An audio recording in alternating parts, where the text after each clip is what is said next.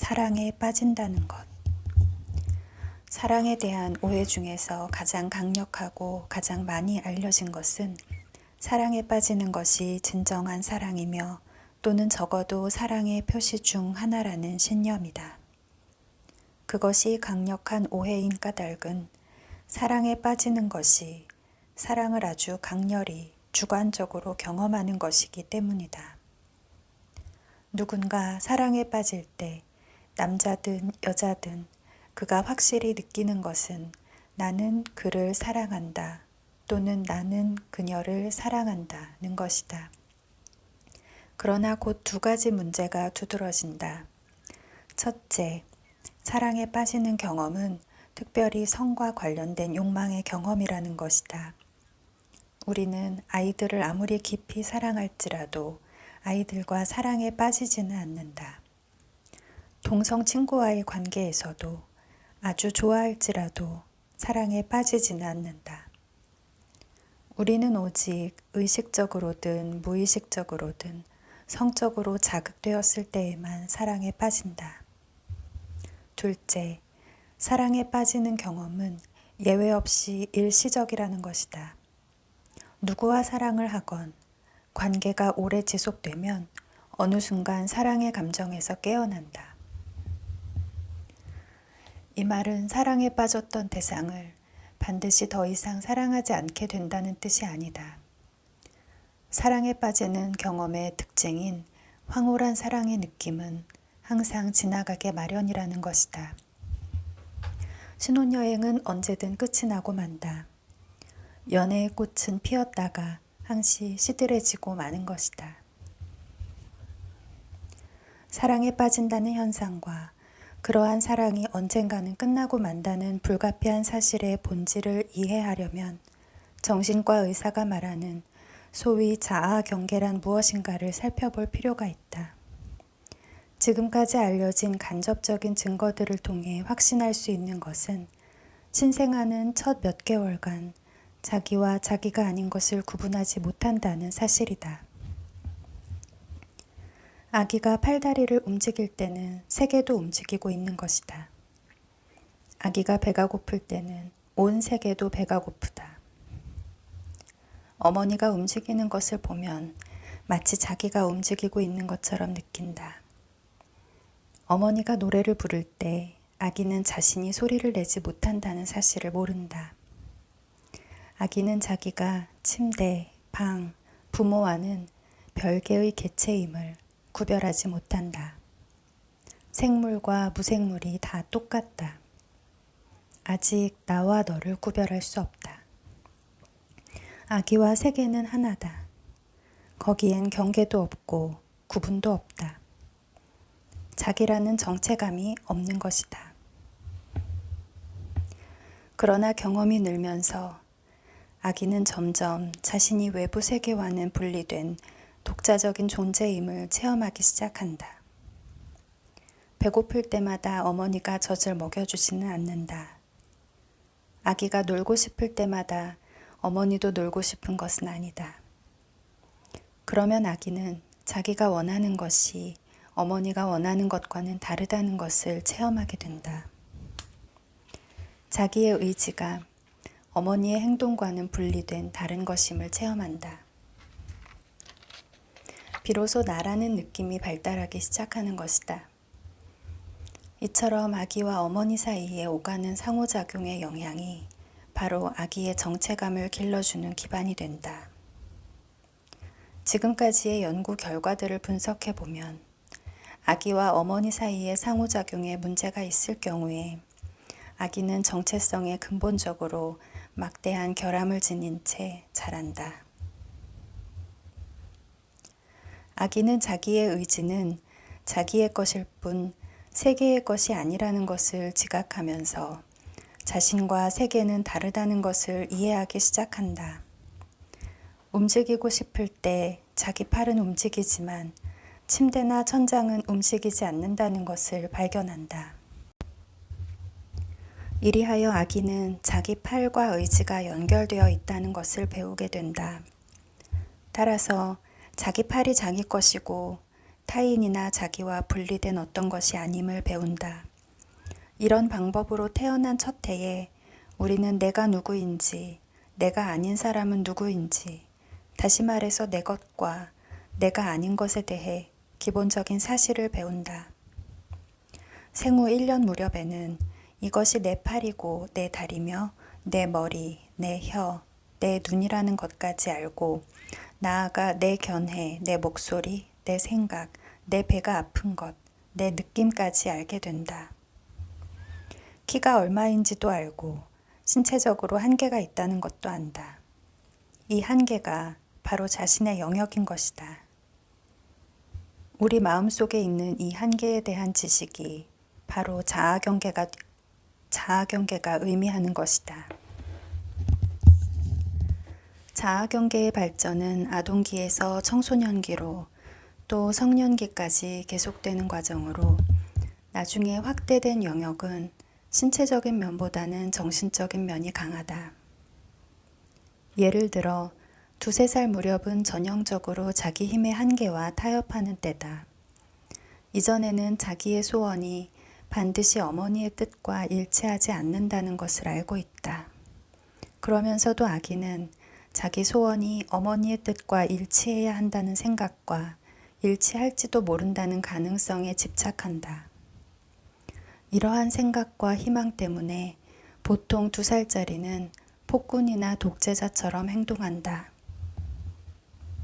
그러면서 부모와 형제, 집안의 애완동물이 마치 자기 소유의 쫄병이나 되는 것처럼 명령을 내리고 대상이 말을 듣지 않으면 제왕처럼 분노한다. 그래서 부모는 이 연령의 아이들을 미운 2살이라고 한다.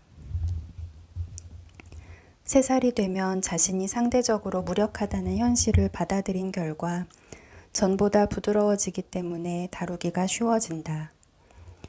그러나 자신이 전지전능할지도 모른다는 가능성은 너무나 근사하고 근사한 바람이라서 몇 년씩 계속해서 자기의 무력함과 직면하는 고통을 감당하면서도 아이는 그 가능성을 완전히 포기하지 못한다.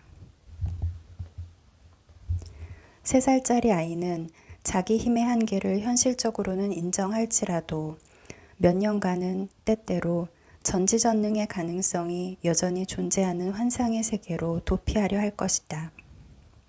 이것이 바로 슈퍼맨과 마블 선장의 세계다. 그러나 점차적으로 초능력을 지닌 영웅이 되는 것조차 포기하고 청소년기에 이르면 자신이 육체의 경계와 힘의 한계에 갇힌 개별적 존재이고 각 개인은 상대적으로 나약하고 무능력한 개체라는 것, 이러한 개체의 집단인 사회 안에서 서로 협동함으로써만 존재한다는 것을 알게 된다. 이러한 집단 안에서 그들은 특별히 다른 사람과 구별되지 않는다. 그러나 자신의 개인적 자아 정체성과 경계 및 한계 때문에 다른 사람들에게서 고립된다. 이러한 경계 뒤에서 인간은 고독을 느낀다. 어떤 사람들은 어렸을 때 겪은 불쾌하고도 충격적인 경험 때문에 자기 밖의 세계를 구제할 수 없을 정도로 위험하고 적대적이며 혼돈스러우며 성장에 방해가 되는 곳으로 인식한다. 이런 사람들은 내적 영역만이 자신을 보호해주고 위로해준다고 느낌으로써 고독 속에서 일종의 안전함을 찾는다. 그러나 우리는 대개 고독이란 고통스러운 것이라고 여기므로 개인의 정체성이라는 성벽 뒤에서 탈출하여 우리 밖에 있는 세상과 더욱 화합할 수 있는 상태로 가기를 갈망한다. 사랑에 빠지는 경험은 바로 이러한 도피를 일시적으로 가능하게 해준다. 사랑에 빠지는 현상의 본질은 자아 경계의 일부를 과감하게 무너뜨리고 자신의 자아와 다른 사람의 자아가 하나가 되는 일체감을 느끼게끔 하는 것이다. 다시 말하면 자기로부터 갑작스럽게 빠져나오고 사랑하는 사람에게 자신을 폭발적으로 쏟아붓고 이러한 자아 경계의 붕괴에 따른 고독감의 중단은 우리 대부분이 무아지경으로 경험하는 것들이다. 나와 내가 사랑하는 그 사람은 하나가 된다. 고독은 더 이상 존재하지 않는다. 어떤 경우에 사랑에 빠지는 행동은 일종의 퇴행이다. 사랑하는 사람과 하나가 되는 경험은 아기였을 때 어머니와 하나가 되었던 기억과 같다. 이런 일체감과 더불어 어렸을 때 성장하면서 포기해야만 했던 전지전능함을 다시 경험하게 된다. 모든 일들이 가능해 보인다. 사랑하는 사람과 하나가 된다면 모든 장애를 극복할 수 있다고 느낀다. 우리는 사랑의 힘이 반대 세력을 굴복시키고 어둠 저편으로 사라져버리게 만들 것이라고 믿는다. 모든 문제가 극복될 것이라고 믿는다. 장래는 온통 찬란하게 빛날 것이다. 사랑에 빠졌을 때의 이러한 비현실적인 느낌은 2살 난 아이가 자기를 집안에서나 세상에서 무한한 권력을 가진 왕으로 착각하는 비현실적인 느낌과 본질적으로는 같은 것이다. 그러나 현실은 2살짜리 아이가 전지전능에 대한 환상을 깨나가듯이 사랑에 빠진 2사람의 일체감에 대한 환상도 깨나간다. 조만간 일상의 문제에 대응하면서 개개인은 그 자신을 재확인할 것이다. 그는 섹스를 원하는데 그녀는 원치 않는다. 그녀는 영화를 보러 가고 싶지만 그는 원치 않는다. 그는 은행에 저금하기를 원하는데 그녀는 세탁기를 사고 싶다. 그녀는 자기 일에 관해서 얘기하려 하는데 그는 그러려고 하지 않는다. 그녀는 그의 친구들을 좋아하지 않고 그는 그녀의 친구들을 좋아하지 않는다. 그래서 마음속으로 둘 다 사랑하는 사람과 하나가 아니며 사랑하는 이는 자기와는 다른 욕망과 취향과 편견 그리고 생활 리듬만 고집하려 들며 앞으로도 그럴 것이라는 사실을 뼈저리게 인식하게 된다. 하나씩이든 점진적이든 또는 갑작스럽든 자아 경계가 제자리로 돌아간다. 다시 말해 점진적이든 갑작스럽든 그들은 사랑에서 빠져나온다. 다시금 그들은 서로 떨어진 별개의 2 개체가 된다. 이 정도가 되면 그들은 서로 헤어지거나 참 사랑을 시작하려고 노력하게 된다. 내가 사용하는 참이라는 말은 사랑에 빠질 때 사랑한다고 인식하는 것은 허위라는 것과 우리가 느끼는 주관적인 사랑은 환상에 불과하다는 것을 암시한다. 참 사랑에 대한 구체적인 설명은 이 부분의 마지막에 가서 언급될 것이다. 간략하게 말해 한 쌍의 연인이 사랑에서 빠져나올 때 그제야 비로소 참사랑이 시작된다는 말은 참사랑은 사랑의 느낌에 뿌리를 두고 있는 게 아니라는 것을 의미한다. 반면에 참사랑은 때로 사랑한다는 느낌이 없는 관계에서 생기기도 하고 사랑한다는 느낌이 없는데도 사랑을 갖고 행동할 때 일어나기도 한다. 처음에 언급한 사랑의 정의를 생각할 때 사랑에 빠지는 경험은 참 사랑이 아니라는 것을 다음에 몇 가지 이유를 들어 얘기할 수 있다. 사랑에 빠지는 것은 의지에서 나온 행동이 아니다. 다시 말해 그것은 의식적인 선택이 아니다. 우리가 아무리 사랑에 빠지기를 열렬히 원하고 마음을 열고 있을지라도 사랑에 빠지는 경험을 못할 수도 있다. 이와 반대로 확실히 원하고 있지 않을 때, 그런 경험이 불편하고 바람직하지 않을 때 사랑에 빠지는 경험에 사로잡힐 수 있다. 적합한 상대와는 물론이고 분명 부적합한 상대와도 사랑에 빠지곤 한다. 우리는 열정의 대상을 좋아하거나 숭배하지 않을 수도 있다. 반면에 아무리 노력해도 존경할 만하고 깊은 관계를 맺는 것이 모든 면에서 바람직한 사랑과 사랑에 빠지지 않을 수 있다. 이 말은 사랑에 빠지는 경험이 훈육의 영향을 받지 않는다는 뜻은 아니다.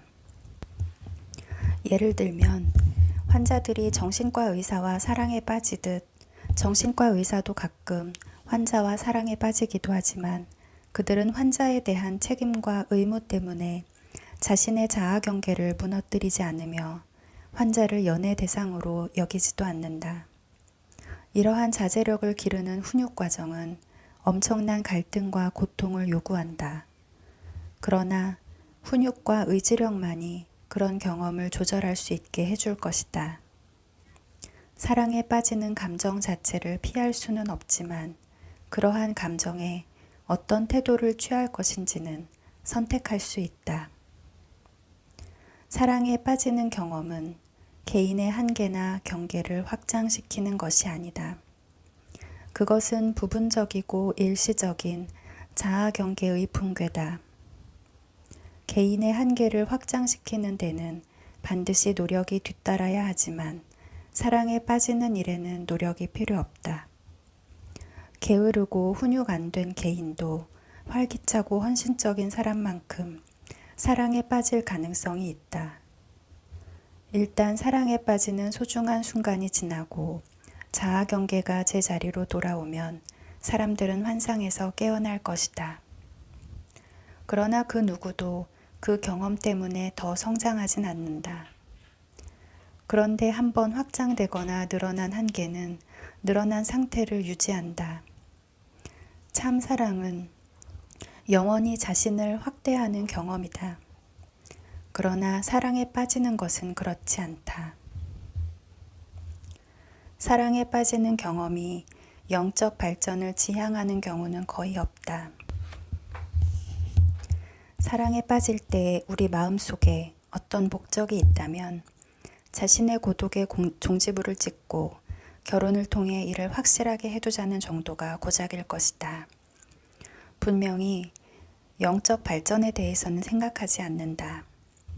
사랑에 빠지고 나서 다시 빠져나오기 전까지는 드디어 도달했고 정상에 이르렀으며 이보다 더 높이 올라갈 필요도 가능성도 없다고 느낀다. 그리고 이제 더 이상 아무런 발전도 필요 없다고 느끼고 전적으로 자신이 있는 곳에 만족한다. 우리의 영혼은 평화로우며 사랑하는 사람도 영적 발전이 필요 없다고 생각한다. 반면에 사랑하는 대상을 지금까지 그래왔듯이 현재 완벽하다고 인식한다.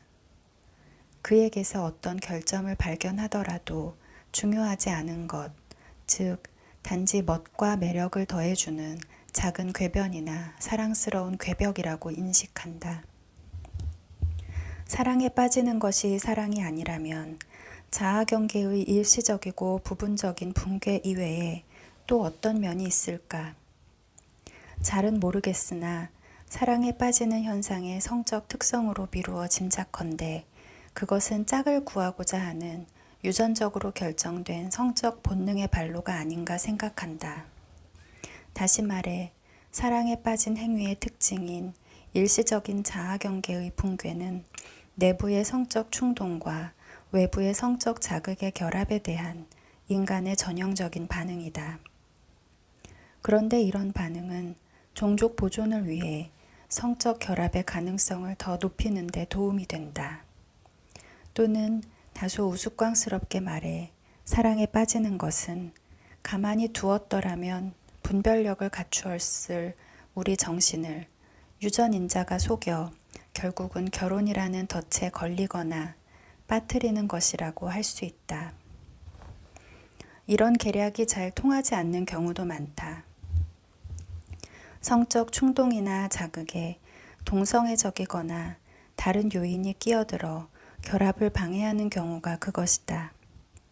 반면에 이런 계략, 즉 유아적인 결합과 전지전능 쪽을 향한 이 환상적이고 일시적일 수밖에 없는 퇴행이 없었다면 행복하든 불행하든 현재 기혼자 중 많은 사람들은 공포에 사로잡혀 결혼 서약이라는 현실에서 도망갔을 것이다.